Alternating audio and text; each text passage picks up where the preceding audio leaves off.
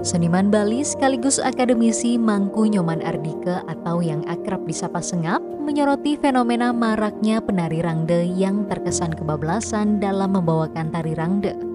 Menurut Sengap, kini para seniman muda dengan berbekal tutorial tari rangde di YouTube dan sedikit mempelajari lontar, seringkali merasa sudah pantas untuk membawakan tari rangde dalam ranah rohani atau ritual.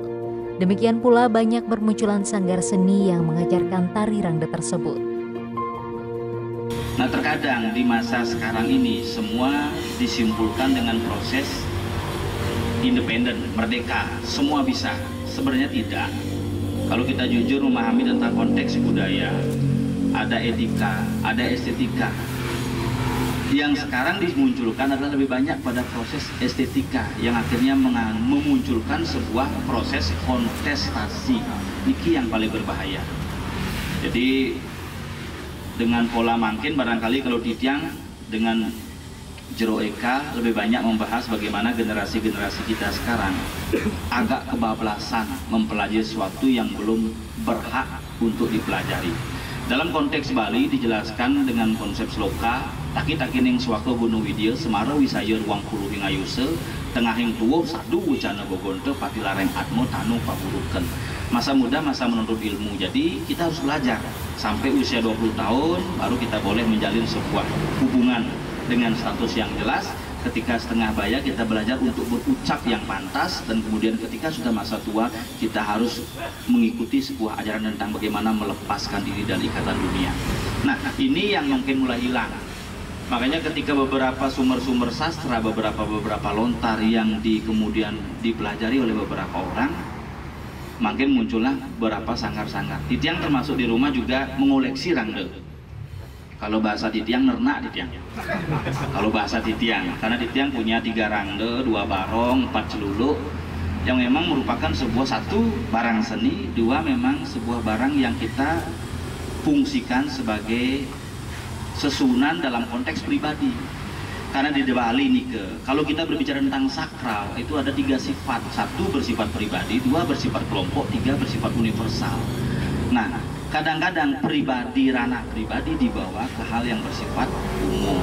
Ini yang kemudian memicu sebuah dialog-dialog khusus. Karena sanggar-sanggar yang muncul di Bali sekarang banyak sekali, dan betul-betul kalau kita melihat dari nilai estetikanya luar biasa. Menarikan rangde dengan luar biasa, ngucap-ngucap dengan luar biasa, dengan hebat sekali belajar. Karena mungkin sudah ada tutorial menarikan rangde.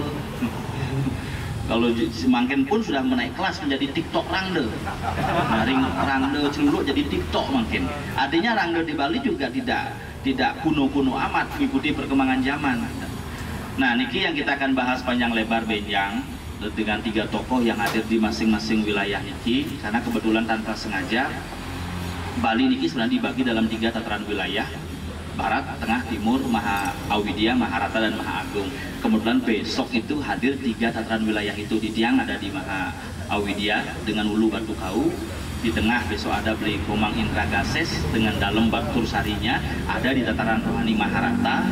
Kemudian Beli Kadek Malkus Ronge memang kebetulan wilayah Gianyar Pulau Batu ada di tataran Maha Agung.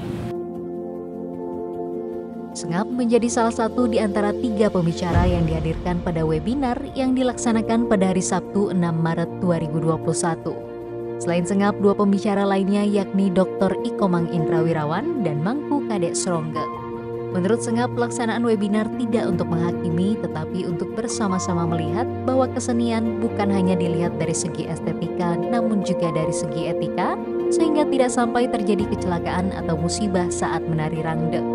Sebelum membawakan tari tersebut tentu didahului dengan berdoa dan mengikuti rambu-rambu tarian dengan benar dan berserah kepada Tuhan. Terkait siapa yang boleh memiliki rangde, jika untuk seni, maka sebaiknya dipergunakan untuk seni, bukan untuk ritual. Sebenarnya kan proses menarikan rangde kalau digunakan sebagai untuk ritual berkaitan dengan upacara sudah termasuk dalam kategori sakral. Jadi penarinya pun harus sebenarnya mengikuti proses powitena, proses besakapan, kemudian sudah dikategorikan sebagai pemangku. Karena kita harus memahami niki, orang niki menarikan rangde niki untuk kebutuhan apa. Itu yang pertama, sehingga makin banyak yang kemudian bisa menari rangde, memiliki rangde, kemudian langsung menarikan. Kita harus berpikir, makanya yang tadi ketika teman nanya tentang aturan, memang ada aturan nggak? Ada. Semua yang kita terkait dengan lelaku ada aturannya. Seperti menarik sepeda motor yang sing lasim belum usia 17 tahun jangan dulu. Nah, seperti rangde niki kalau belum mengikuti Puwintenan, Saraswati, kemudian boleh belajar aksara, Puwinanda Seguna, kemudian boleh melakukan seguna-guna yang lain. Tidak dilakukan oleh orang. Nah, sekarang makin kan yang terjadi, fenomena yang terjadi ini ke asal salur. Nah, sehingga kalau dalam petapan pergina, seorang pergina itu harus memiliki 3 konsep atau 3 taksu, disebut dengan dibia caksu, bagaimana dia sesalurnya memang benar, pas, layak. Yang kedua, lintang trenggana, bagaimana dia memiliki sebuah aura. Yang ketiga, pengedar buana, bagaimana memiliki wawasan. Jadi bukan semata-mata hanya untuk menarikan, tetapi akan fungsinya lebih banyak pada proses ritual, karena rangde niki termasuk dalam sebuah konteks sakral karena bentuknya pun sudah merupakan sebuah aksara. Dan bagaimana konsep rangde dengan nyapuk jagat rambutnya, bagaimana lidahnya dengan membulur sebagai simbol daripada kasidiang, sidiang ucap, makanya abali nike asal buado menadu celek layak. Nah, ini merupakan sebuah simbol-simbol yang tidak boleh. Siapa yang boleh memelihara rangde? Kalau kemudian konteksnya adalah sebuah barang seni, maka dia tunjukkan hanya dalam konteks seni saja.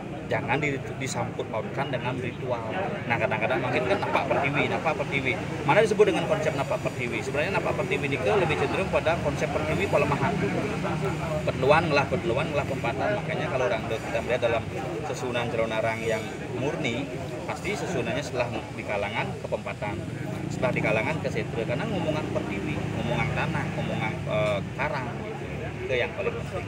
Nah, makanya generasi-generasi titiang tidak melarang untuk belajar rangde, sangat mendukung, cuman diposisikan fungsinya untuk menghindari hal-hal yang tidak kita inginkan. Apakah semua bisa kecelakaan? Bisa saja. Barangkali penari rangde yang dewasa saja bisa beret, tapi tidak sampai menimbulkan korban jiwa.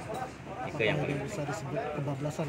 Kebablasan. Karena makin satu contoh nih yang akan yang bahas besok, di mana boleh ngurak diri, di mana boleh ngurak rangde. Kalau orang berpikir pakai rompi, dulu pernah kejadian pakai rompi anti peluru, ketika ditusuk karena licin rompinya meserot naik.